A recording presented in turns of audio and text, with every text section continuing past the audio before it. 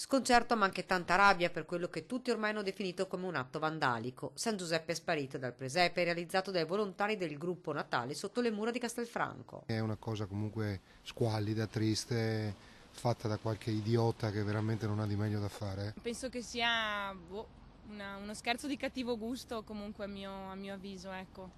E, e anche sì, un brutto gesto. Se siamo arrivati a questo livello vuol dire che dobbiamo veramente preoccuparci della delinquenza che c'è. Non solo, ma gli autori dell'ignobile gesto hanno anche tagliato i fili delle luminarie in piazza Giorgione. L'amministrazione ha già provveduto a sistemare il danno. Intanto i volontari hanno presentato una denuncia ai carabinieri. Il sindaco scuote la testa. Un atto vandalico che si commenta da solo.